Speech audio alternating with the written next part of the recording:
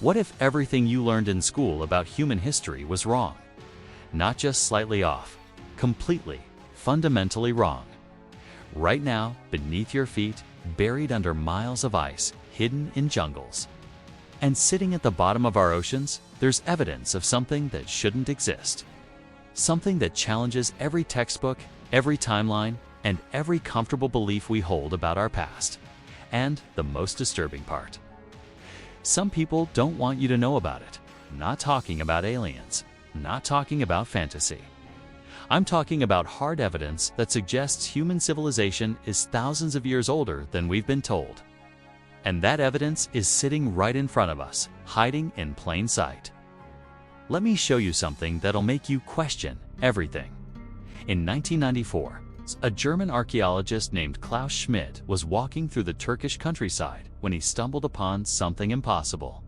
The locals told him it was just an old cemetery, nothing special. But Schmidt saw something different. He saw stones, massive stones, arranged in circles. What he discovered would rewrite human history. The site is called Göbekli Tepe, and according to carbon dating, it's over 12,000 years old. Let that sink in for a moment. 12,000 years. That's 6,000 years before Stonehenge, 4,000 years before the pyramids. And here's the kicker. It was built by people who supposedly didn't even have agriculture yet. We're talking about hunter-gatherers. People who, according to mainstream history, were barely surviving, living in caves, hunting with stone tools.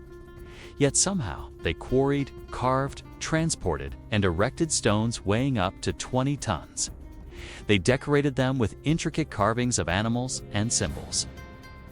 They created something that would take hundreds, maybe thousands of people to build. How does that make sense? It doesn't. Not according to what we've been taught. But Göbekli Tepe isn't alone.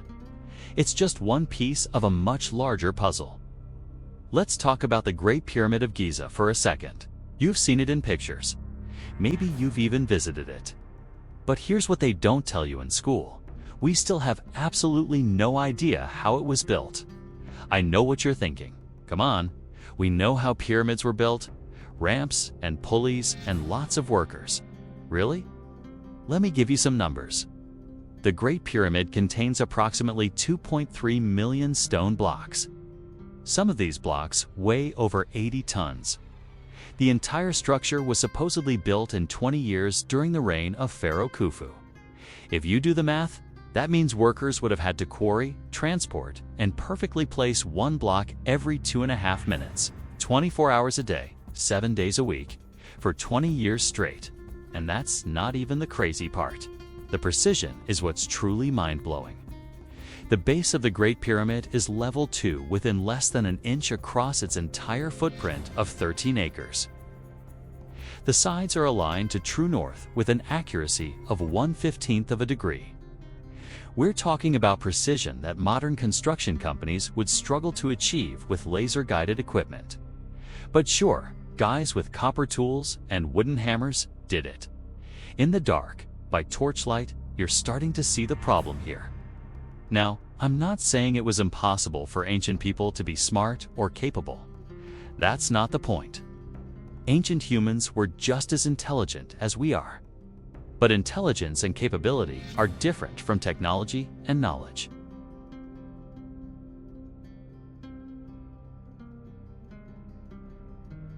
And if the geological evidence is correct, it sank beneath the waves at the end of the last ice age, roughly 10 to 12,000 years ago. That's not supposed to be possible. Mainstream archaeology tells us that humans weren't building monumental stone structures 12,000 years ago. We were hunting mammoths and gathering berries. We weren't creating underwater cities, but there it is. Sitting on the ocean floor, silent, waiting, and it's not the only one. Underwater structures have been found off the coasts of India, Cuba, and the Mediterranean. Entire settlements now submerged that date back to a time when sea levels were much lower. A time before the ice melted, before the floods came.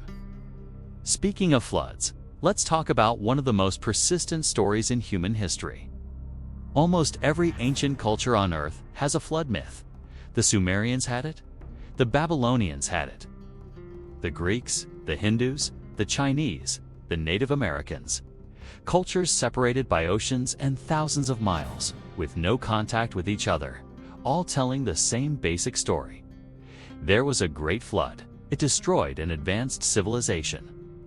Only a few survived to tell the tale. Now, you might say, well, floods happen. Ancient people experienced floods and made up stories about them. Sure, but why are the stories so similar? Why do they all describe a global catastrophe? Why do they all mention a previous world that was destroyed? And here's where it gets interesting. Around 11,800 years ago, something catastrophic happened to Earth. We call it the Younger Dryas Impact Event. Evidence suggests that a comet or asteroid broke apart in our atmosphere and rained down on the ice sheets covering North America and Europe. The impact melted trillions of tons of ice in an instant, causing massive flooding across the entire planet. Sea levels rose by hundreds of feet. Coastlines were swallowed. Entire ecosystems were destroyed. Geologists have found a layer of sediment from this exact time period that contains high levels of iridium, platinum, and microscopic diamonds. These are impact markers. They're found all over the world, in the same geological layer, dating to the same time. This wasn't a myth. This was real. And if advanced civilizations existed before this event, living along coastlines where resources were abundant, they would have been completely wiped out. Their cities, their temples, their libraries, everything. Gone. Swallowed by the sea. The survivors would have fled inland to the mountains, carrying only their knowledge and their stories. And over generations, those stories became myths, legends, tales of a lost golden age. But what if those myths are memories? Let's look at the evidence that survived. In Turkey, there's a map called the Piri Reis map, created in 1513. It shows the coastline of Antarctica. But here's the thing. Antarctica wasn't officially discovered until 1820, and the map doesn't show Antarctica as it looks today, covered in ice. It shows the coastline as it would have appeared thousands of years ago, before the ice formed. The mapmaker, Admiral Piri Reis, wrote in his notes that he compiled the map from much older source maps, some dating back to the time of Alexander the Great or earlier. How did ancient people map Antarctica before it was covered in ice? How did they even know it existed? The mainstream explanation is that it's just a coincidence, a misinterpretation of South America's coastline. But cartography experts who've studied the map say the mathematics and projection techniques used are far too advanced for the time period, and far too accurate to be accidental. Here's another one. In 1900, sponge divers off the coast of Greece found a shipwreck. Inside was a corroded lump of bronze. When researchers finally cleaned it and examined it closely, they realized it was a machine, an incredibly sophisticated machine. It had dozens of interlocking gears designed to calculate and predict the movements of celestial bodies, the positions of the sun, the moon, the planets, even eclipses. It's called the Antikythera mechanism, and it dates back to around 100 BCE. Nothing even remotely this complex appears again in human history until the 1400s. That's a gap of 1,500 years. It's like finding a smartphone in a medieval castle. It just doesn't fit the narrative. The ancient Greeks weren't supposed to have this level of mechanical knowledge, but there it is, sitting in a museum, proof that our timeline is wrong. And these aren't isolated incidents.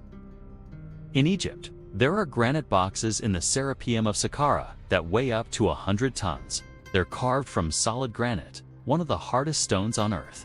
And they're cut with a precision that's hard to explain. The insides are perfectly smooth. The corners are perfect 90-degree angles. Engineers today say you'd need diamond-tipped saws and computer-guided machinery to achieve that level of accuracy. But the ancient Egyptians supposedly only had copper tools. So how did they do it? In Peru, there's a site called Sacsayhuaman. So the stones there are cut and fitted together so precisely that you can't slide a piece of paper between them. No mortar, no cement. Just stone on stone, fitted together like a three-dimensional jigsaw puzzle. Some of the stones weigh over 200 tons. The Spanish conquistadors who first saw it thought it was built by demons because they couldn't believe humans were capable of such work. And maybe that's the point. Maybe we've underestimated what ancient humans were capable of. Or maybe, just maybe, they had help. Not from aliens or gods, but from a previous civilization. A civilization that understood mathematics, astronomy, engineering, and construction at a level we're only now beginning to appreciate. Think about it. If our civilization collapsed tomorrow, what would survive? Our buildings are made of steel and concrete.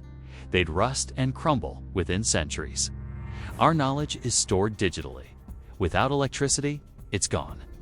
In 1,000 years, there'd be almost nothing left of us except maybe some stone monuments and a few plastic bottles. The same would be true for any ancient civilization. Only their most massive, most durable structures would survive.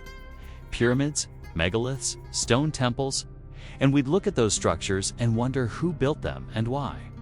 That's exactly what we're doing now. We're looking at the remnants of something older, something we don't fully understand. And instead of admitting we don't know, we create comfortable narratives that fit our existing worldview. But the evidence keeps piling up. Ancient batteries in Baghdad, precision-drilled holes in granite in Egypt, massive underground cities in Turkey that could house thousands of people, acoustic properties in ancient temples that suggest advanced knowledge of sound and resonance, alignments of ancient sites with celestial bodies that require sophisticated astronomical knowledge. Every single one of these things challenges the accepted narrative. And here's what really bothers me. When credible researchers bring up these questions, they're dismissed, ridiculed, called pseudoscientists. Their careers are threatened. Funding is pulled. The academic establishment closes ranks and refuses to seriously investigate anything that doesn't fit the approved timeline. Why? Is it ego? Is it institutional inertia? Is it fear of being wrong? Or is it something else? I don't have all the answers. Nobody does. But I do know this. The evidence exists. It's real. It's measurable. It's sitting in museums and archaeological sites all over the world. And it deserves to be studied with an open mind, not dismissed because it's inconvenient. The story of human civilization is far older and far stranger than we've been led to believe. Our ancestors weren't primitive cavemen stumbling around in the dark. They were observers, thinkers, builders. They watched the stars. They understood cycles. They created monuments that have lasted for millennia. And somewhere along the way, something happened. Something catastrophic. Knowledge was lost. Civilizations fell. And we had to start over. But the memory remained. In myths, in legends, in massive stone structures that still stand today, silently testifying to a forgotten past. So what does this mean for us? It means we need to humble ourselves. We're not the pinnacle of human achievement. We're not the first civilization to reach for the stars. We're just the latest in a long line of human societies, each one building on the ruins of what came before. It means history is cyclical, not linear. Civilizations rise and fall. Knowledge is gained and lost. And if we're not careful, we could end up just like them, forgotten, buried. A mystery for future archaeologists to puzzle over. But most importantly, it means there's still so much we don't know. Our past is a mystery. A beautiful, terrifying, awe-inspiring mystery. And every time we think we've figured it out, the Earth reveals something new. Something that forces us to question everything all over again. That's not a weakness. That's an adventure. So the next time someone tells you they know exactly how the pyramids were built, or that ancient humans were simple and primitive, ask them to explain Göbekli Tepe. Ask them to explain the Antikythera mechanism. Ask them to explain the precision of ancient megalithic construction. And when they can't, remember this: the absence of an explanation doesn't mean there isn't one. It just means we haven't found it yet. The truth about Earth's lost civilizations isn't forbidden because it's dangerous. It's forbidden because it's humbling. It reminds us that we're not as special as we think we are, that we're standing on the shoulders of giants we've forgotten, that our story is much older and much more complex than we've been told. And honestly, I think that's beautiful. If this video made you think differently about our past, do me a favor, hit that subscribe button.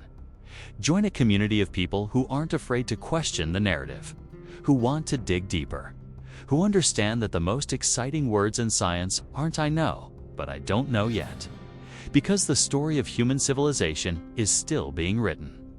And we're just starting to read the early chapters. Thanks for watching. And remember, the past isn't dead. It's not even past. It's right here, beneath our feet, waiting to be discovered. Stay curious.